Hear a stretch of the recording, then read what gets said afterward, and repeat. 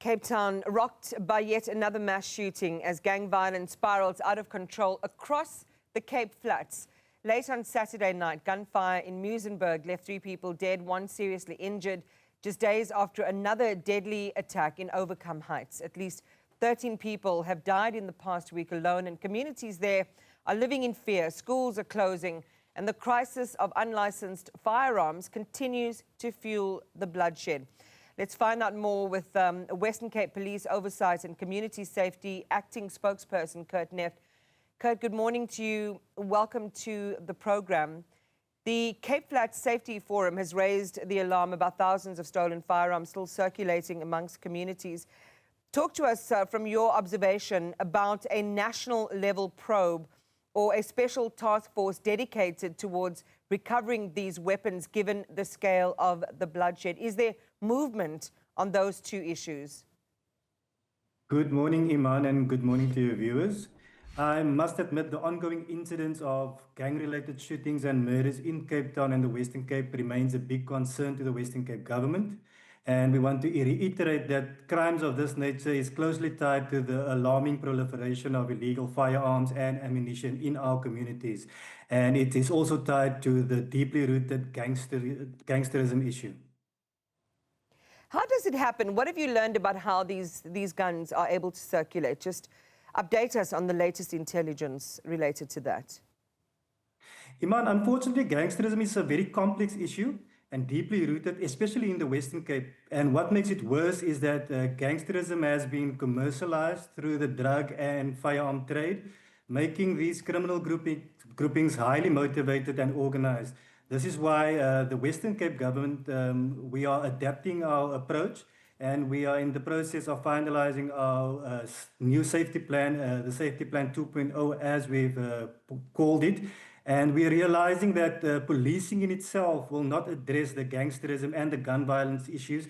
That's why we are adopting a whole of government and a whole of society approach where we get all stakeholders together to speak to the root causes of these crimes.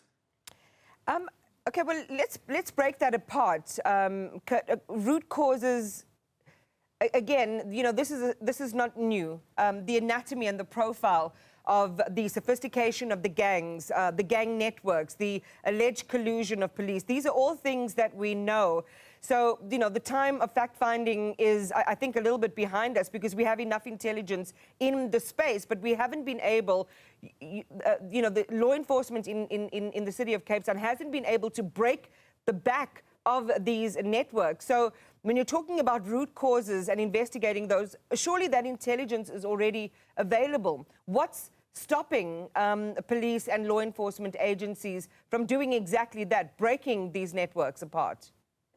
Yeah, Iman, I think it's important to note as well, though the problem is as big as it is, the police, together with entities like the City of Cape Town's Metro Police and the Western Cape Government's LEAP officers, has been making inroads in confiscating firearms. If I should just look back at the month of July, wherein at least 56 unlicensed firearms and scores of ammunition were confiscated, that speaks to a real effort by our law enforcement entities to confiscate these firearms. And each firearm that is confiscated is a potential life that is saved.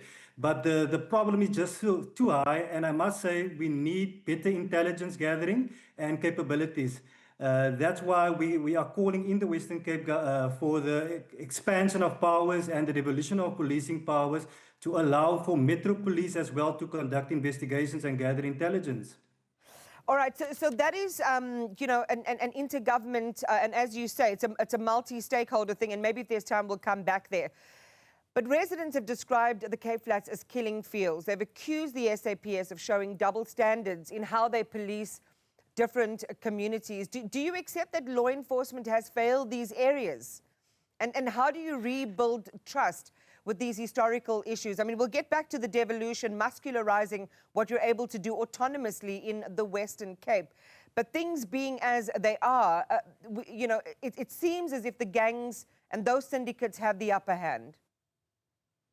Iman, I want to point to another issue now, is that we've, uh, we've gone on a new approach where we were actually, especially in Mitchell's Plain now, where they've seen between the 3rd and the 6th of July, where they had these multiple shootings, leaving at least 8 people deceased. And we've extensively engaged the community of Mitchell's Plain with all stakeholders, where we devised a Mitchell's Plain safety and development plan that is specifically focused to deal with gangsterism and the proliferation of firearms. And we've seen cooperation from the Mitchell's Plain community because we've included them in our plans. And this is what we envisage to take to all the communities experiencing the same surge in gang violence. I don't know, Kurt, you know, and I've had conversations with various people who do your job, various community spokespeople over the years, and it's always similar themes that emerge, that we need you know, increased intelligence, we need more resources, you know, certain things need to happen. But it feels as if, and if you listen to communities, there are people who are too scared to leave their homes. Schools are being threatened. Communities are, you know, basically feel like they've been abandoned. It sounds like the state has effectively surrendered large parts of Cape Town to gangs. And if you do just a quick search, a desktop search on, you know, the land mass that we're talking about, I mean, it's 43 square meters, square kilometers of territory that effectively the state and arms of government have not been able to bring under control. Why is that? Why is the state and government not stronger than the gangs and the syndicates? Why do people still have to live in fear of their mortal lives every single day? Iman, as I stated, most of these criminal groupings are very much focused on the economy that's attached to gangsterism. And I must say the law enforcement apparatus in our country has not given up hope. The launch of Operation Chanela 2 has seen various successes with large consignments of firearms and drugs being confiscated. And I must commend the City of Cape Town as well for their extensive funding of into safety. Over 700 new City of Cape Town Metro Police officers are being deployed across Cape Town as part of their Project 1000, with 5 officers assigned to each municipal ward to enhance visibility in these areas. And yes, with boots on the ground, we make a difference, but I think as well we need, like I said, to address the root causes. And we are also looking at employing more and more technology to deal with crime, like the SOT spotter that we have in the City of Cape Town in certain areas, which allows our LEAP officers to immediately respond to the core where the shooting occurs. So gangsterism and the proliferation of firearms remains a big problem. What we are addressing it as the situation adapts. I don't know, Kurt, and I'm so sorry, you know, to have this type of conversation with you so early in the morning, but, you know, whether it's in the morning or the night or the afternoon, these communities are living in constant fear of their lives. I mean, we talk about what's happening in terms of their mortal beings, but can you imagine the psychological damage? And you probably know it better than others working in these areas, that every intervention seems reactive. Why aren't we able to stop guns before they enter the communities? Why aren't we able to stop the shootings before they happen? Yes, Iman, that brings us again to the issue of crime intelligence capacity. And I must reiterate again, to augment that capacity, we really need to look at the devolution of policing powers and extension of powers to municipal level, because okay, well, let's talk about that. So what's the latest on that? Kurt, you did raise it before. Right, let's get into that one. Yes. What's the latest on that? I mean, do you feel like the national government is taking the lives of these families, these communities, these mothers and these children seriously enough? We've heard the devolution argument before. Are they taking it seriously enough? Are they accelerating talks and commitments to have that happen? Where is that? Where is that process now? Yes, I know with the Safer City Agreement that has been signed between the City of Cape Town, the Western Cape government and national government, the different work streams are looking at the extension of powers and what they can do to have a more integrated approach to law enforcement. So behind the scenes, the work is continuing, and I really hope in the near future or very quickly we will see that extension of powers so that the effect can be felt on the ground and in the communities where the fear is reigning.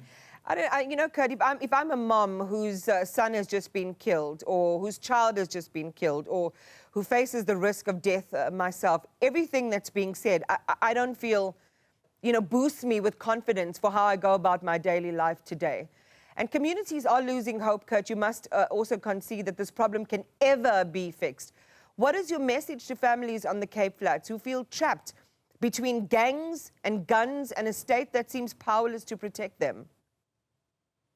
Yes, Iman, I would want to reach out to our communities as well, because most of these times, a lot of the community members are aware who the shooters are, where the guns are being kept. So part of intelligence gathering and preventing crimes is to actually confiscate these firearms, and close cooperation with our law enforcement entities will go a long way in helping us eradicate the scourge. But you're putting it back in. Okay, let's just leave it there. I'm out of time completely. This certainly warrants another conversation. Western Cape Police Oversight and Community Safety Acting Spokesperson Kurt Nefdt, thank you.